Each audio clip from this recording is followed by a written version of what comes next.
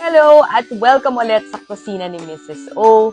I hope na-enjoy yung mga recipes na pinanunood ninyo. Yung iba sa inyo nakita ko na sa palengke and nakakakilig. Pag sinasabi nyo, you follow the recipes, sobrang nakakaganado, no? Para mag-share pa ng aking mga recipes dito sa bahay. Anyway, for today, it's a very simple recipe. So some people sometimes considered ito yung national dish ng Singapore. Tawag nila ay Hainanese chicken.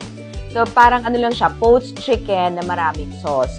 So, traditionally, ginagawa siya, binoboil, tapos yung taba ng chicken, pinapakuluan yung rice. So, for today, kunyari nagkikrave kami, ito lang yung parang shortcut, no? Hindi ko sasabihin, it comes close doon sa authentic or it comes close doon sa original, no? Kasi normally, nabibili mo naman yung packet siya, yung may seasoning na ready-made, haluin mo na lang sa chicken. But here, we'll make it from scratch. We'll utilize lang using the rice cooker. Pero, at dahil kinokontrol natin ang ating diet and sugar, we use adlay. How do you make adlay? Pretty much kung paano nyo ginagawa sa rice cooker, pareho lang siya. So, we'll be using adlay instead of white rice para mas mababa sa glycemic index. So, the ingredients are very simple. And nagdadala talaga ng dish sa Hainanese chicken will be the sauces. Traditionally, they serve it with a dark soy sauce. When you say dark soy sauce, ito yung medyo makapal, no? Very thick siya, na may konting manamis-namis. Then they serve it with some sort of chili sauce, and then yung isa yung parang with sesame oil. But, since mahirap hanapin yung dark soy, what we will do is, we'll just make soy sauce with cornstarch. Later on, and a bit of sugar, just to duplicate the taste. And then this one, I'll use it for the red sauce, the chili sauce, and then the garlic, the ginger, and the scallions. To chop natin all together para siya yung secondary sauce. That's normally you serve it with pipino. Before I put it in the rice cooker, I will brown it a little bit on this one. I'll just wash it with some salt para lang mas maging firm yung skin. No? So, I'll rub it lang with some rock salt. So, somebody gave me. So, parang minamasahe mo lang siya ng salt. No? And then, iwa-wash mo rin siya. You're just doing that para mas mag-firm yung skin, no? And para hindi masyado mag-break. Kasi nga, you know, when you fry chicken, parang, I guess it covers up a little bit of the taste, no? The natural taste of the chicken. So I think one of the reasons why you're putting salt is to season the chicken more. Kasi nga, para siya magiging steam. I'm just gonna mix it all up in the rice cooker. So before I do that, I want to seal muna all of the chicken. When you say seal, ibig sabihin, sort of fry ko muna or cook sa pan para lang nakaseal, meaning kino-close nyo sa lahat ng pores. And then I'm just gonna wash it.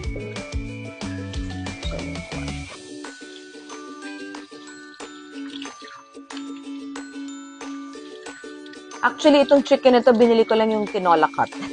Para hindi na tayo mag-cut-cut, no? Pero it's your preference. Maybe some of you, hindi kayo mahilig sa thigh part or sa breast part. So what we're trying to do is we are just sealing the chicken. So there's about 4 of us eating this for lunch. So I probably won't use up the whole chicken. This is just canola only. So sale siya. Sale siya sa Landers. From 1,400, 700 na lang. Kaya binili ko na yung buong ng Landers. Tip lang, hintay kayo ng sale ng Landers. So we're just heating the pan. Waiting for it. May comment sa comment section ko, huwag ko daw iwan yung sandok ko. Oo nga naman, gusto ko nga iniwan. Panic nga ako, so tatanggalin ko. So thank you for that comment. Na-concern siya. Totoo nga naman. Although this is heat-resistant silicone, so it won't melt. That's why I said I like using the rubber kasi nga sayang yung pan. If you use the normal sandok, baka masira or scrape. So as much as possible, I buy a lot of heat-resistant spatula, all of those things. So you can hear it sizzling.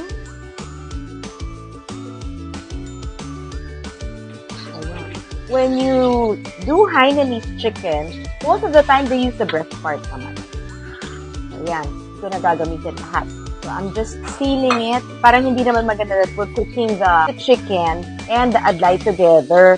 Baka mamaya, mag-bleed yung chicken sa loob, tapos makikita mo dugo-dugo. That's why we're trying to seal it muna. Okay? So, while we're cooking that, let me get on with our adlay. Some people ask if you need to wash adlay. Yes, you do, just like rice.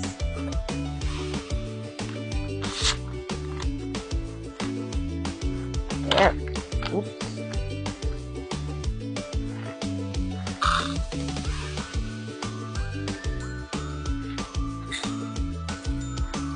So I'll just probably use 2. And then this one, the chicken, iaano ko na sa water. Kasi we'll use it later. Filtered yung water namin. Kaya pinapress ko dyan. 2 bottles yan. What I did before was yung ready-made marinade. And then I fried it lang. Kasi gusto nila fried. So this time, we're doing it, the traditional one, yung steamed lang. Ayan o. So if you can see it, what we're trying to do is to seal it all. So this isn't sealed yet kasi meron pa yung, nakikita mo pa yung flesh. No? So you'd want it like this.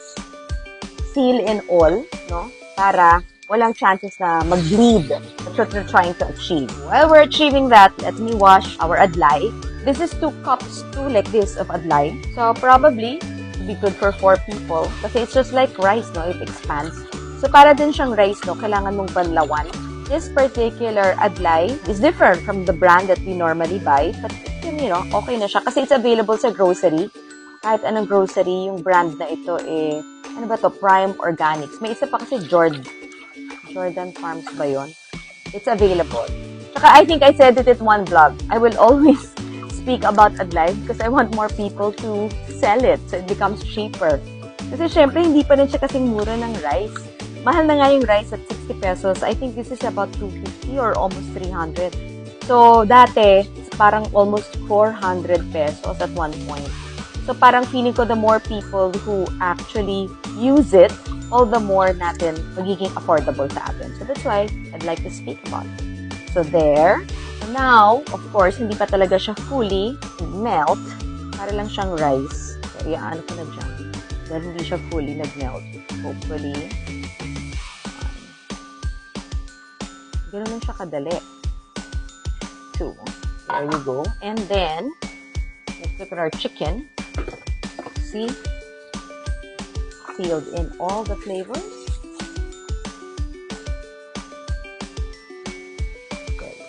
So here, ilalagay lang natin siya dito.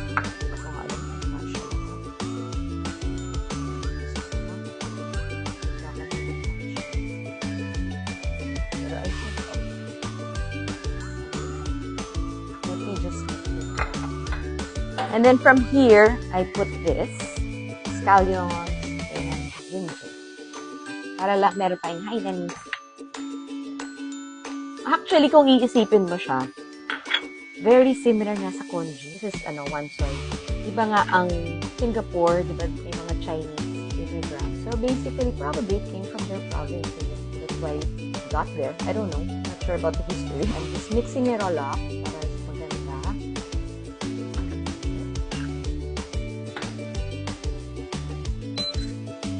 So, ngayon, kung titingnan nyo, when you do adlay, I'm not sure of other people's rice cooker, but if yours is yung isang switch lang, if you're gonna cook adlay or brown rice, you'd like to add a little bit more water. Di pa tinuro ng mom natin 1:1 or yung magme-measure ka ng may ganon sa thumb mo.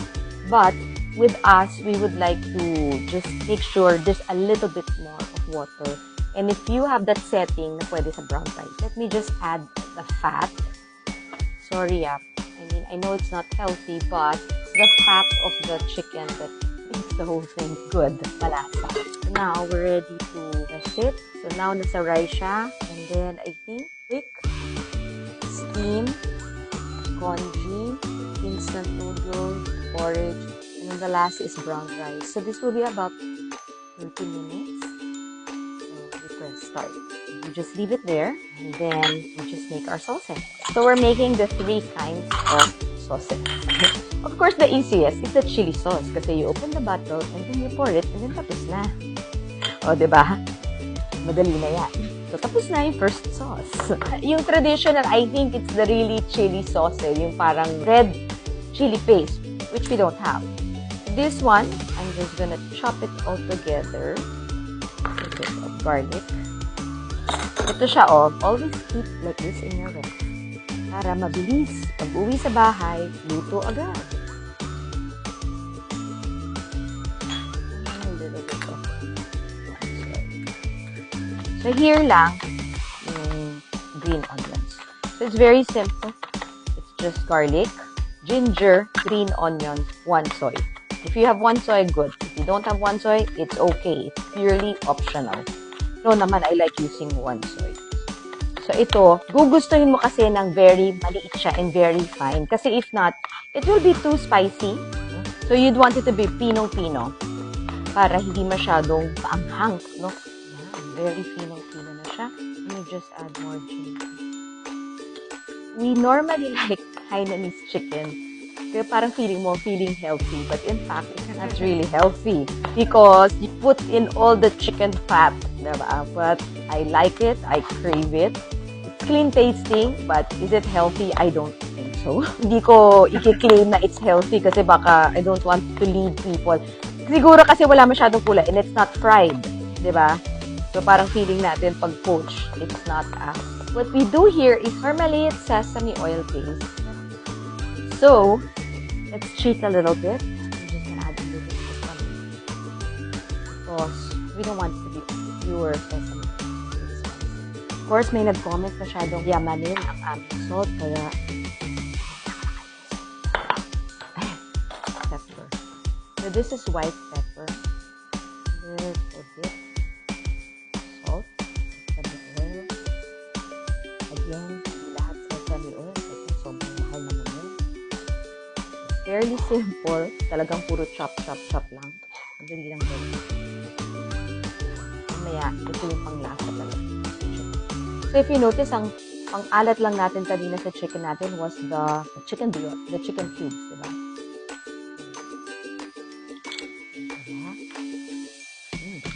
Very, very, very good.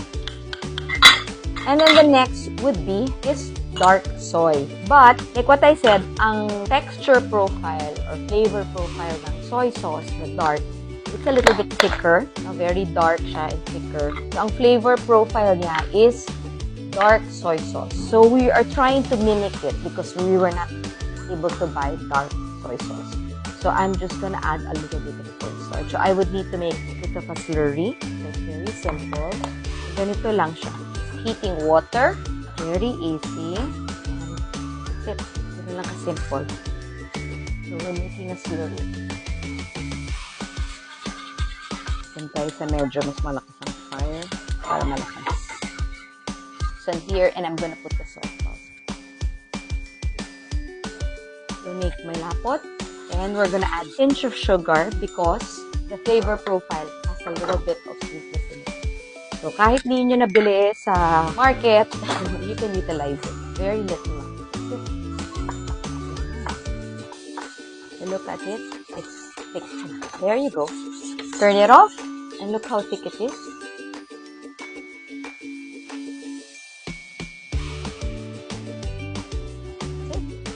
Dark soy kukunyari. Those are our sauces, and while we're waiting for the Hainanese chicken, I'll set it on the table.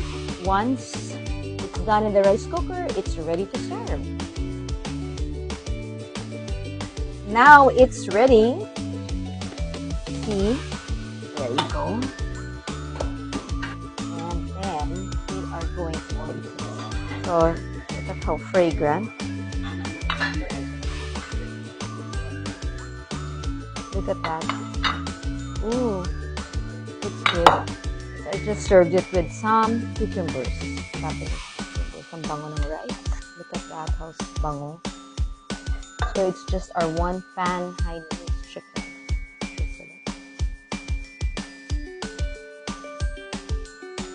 And here you go. This is our wannabe Hainanese chicken with adlay.